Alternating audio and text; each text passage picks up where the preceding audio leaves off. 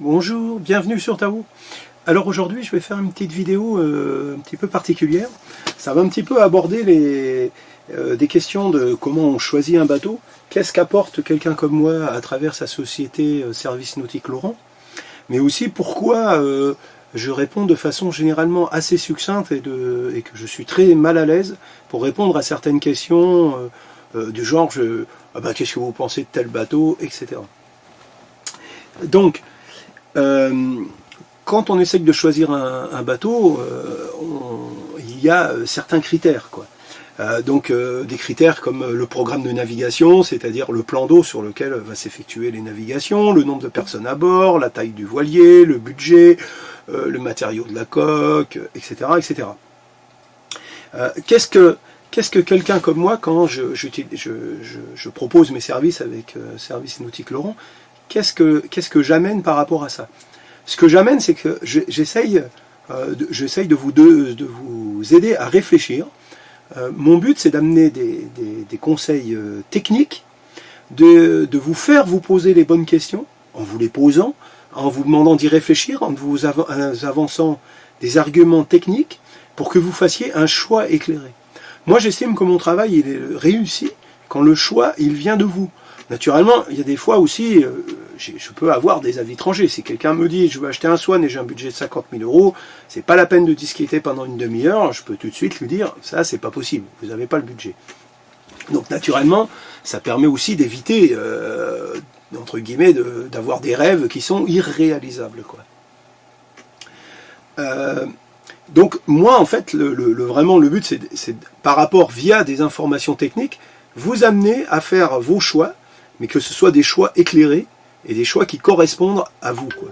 Parce que si c'est quelqu'un comme moi qui choisit à votre place, vous risquez de vous retrouver avec un bateau qui ne vous convient pas, quoi. Alors, là, j'avais par exemple, on va prendre un cas très précis. Non, on va déjà parler, par exemple aussi, pourquoi quand on me demande tel modèle, etc., j'ai du mal à répondre.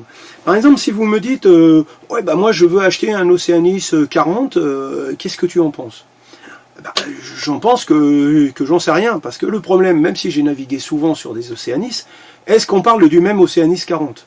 Je ne sais pas. Faut aussi en plus que je me souvienne que tel Transat, etc., c'était un Oceanis 40. J'ai traversé un paquet de fois avec des Oceanis, j'en ai beaucoup convoyé en Méditerranée. Franchement, je me souviens plus, c'était 40 à 42 ou un 44, etc., quoi, voilà. Et en plus, les années, les modèles, ça change chaque année. C'est toujours le même nom, mais ça change. Enfin, pas chaque année, mais régulièrement. C'est un peu comme si vous me demandiez qu'est-ce que tu penses d'une Clio, que vous ne précisez pas l'année, vous ne précisez pas le modèle. Vous voyez bien qu'une Clio, actuellement en 2024, ça n'a rien à voir avec la Clio quand elle est sortie dans les années 2000 ou même un petit peu avant, quoi.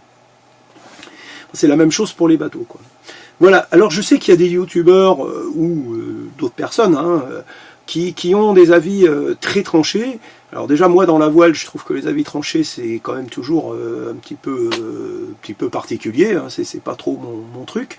Mais en plus, dans ce cas-là, moi je trouve quand même que c'est un peu malhonnête intellectuellement. Je mets malhonnête entre guillemets, hein, je ne dis pas que ce sont des gens malhonnêtes, mais voilà, intellectuellement, je trouve que ça tient pas vraiment la route, quoi. Voilà. Alors, après maintenant, on va discuter par rapport à ce que m'avait posé comme question, parce que c'est une question intéressante, donc je peux en partie répondre, mais voir aussi la limite de ma réponse, faire un cas d'école de la difficulté sur YouTube d'avoir répondre précisément et pertinemment à des questions comme ça. Donc il me dit: bonjour, je viens revoir votre vidéo. Si un biquet est adapté à un débutant, ou conseillez autre chose pour commencer. Donc moi je lui réponds qu'un bateau, un bon bateau de débutant, pour débuter, pour apprendre la voile, alors là il y a à peu près un consensus, hein, tous les moniteurs de voile vous le diront, il faut un bateau qui est suffisamment vivant, qui réagit, etc. C'est ça qui va vous apprendre, et il vaut mieux un bateau qui n'est pas trop grand. Pas trop grand, pourquoi? Parce que sinon, les forces en présence font que quand vous allez faire des erreurs, et vous allez obligatoirement en faire, c'est normal, vous apprenez. On apprend de ces erreurs autant que de nos réussites, si ce n'est même plus de nos erreurs. Enfin, du moment qu'elles sont après, qu'elles deviennent des réussites. Mais quand vous faites une erreur sur un bateau de 8 mètres, c'est facilement rattrapable. Quand vous faites une erreur sur un bateau de 15 mètres, ça risque de vous coûter cher, voire de coûter un accident physique. Donc il est mieux d'apprendre sur un bateau plus petit. La bonne taille, on va dire 8-9 mètres, quoi, voilà, quoi, par exemple. Voire même plus petit, hein. Quand moi j'étais au Glénan, on commençait sur des bateaux qui étaient des cavales et qui faisaient des bateaux de 5 mètres 50. Alors après, pourquoi il faut des bateaux qui sont vivants? Parce que comment vous voulez expliquer à quelqu'un l'incidence du réglage de voile si quand vous choquez ou vous bordez la voile, le bateau il fait pas grand chose, quoi. Il accélère pas beaucoup, alors oui, bah là t'es mieux réglé. Ah ouais, bah, c'est pas très parlant, quoi.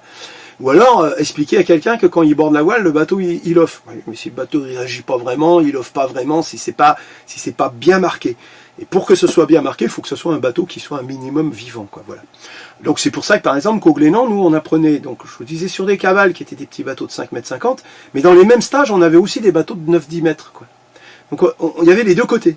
Parce que naturellement, sur un bateau de 5 mètres 50, 6 mètres, on n'apprend pas la même chose que sur un bateau de 10 mètres. Voilà. Donc c'est bien, en plus quand vous apprenez à naviguer, de changer de bateau. De vous confronter à quelque chose de différent. Voilà. Mais dans tous les cas, c'était quand même des bateaux relativement, pas une grande performance, mais voilà, où, quand vous choquez les voiles, etc., que vous réglez bien le voilier, vous voyez réellement une différence. Surtout qu'on n'avait pas de loc, alors il fallait vraiment voir une différence. Voilà. Alors après, il me continue à me reposer une question, donc moi, c'est un peu ce que je lui réponds. Alors, naturellement, déjà, pas aussi détaillé que ça, hein, je vais quand même pas pouvoir faire une réponse en 300 lignes, quoi. Voilà. Et puis, il revient vers moi, il me dit, oui, mais voilà, c'est parce que, en fait, je voudrais acheter un RM 1080, je crois que c'est les 1080 la taille, mais il y a 3 types de quilles pour son voilier, donc qu'est-ce qui serait le mieux pour commencer? Et puis on m'a dit que c'était trop réactif, ça m'embête, car j'adore l'intérieur, mais j'aimerais bien quand même acheter ce bateau parce que j'aime bien l'intérieur, etc. Alors,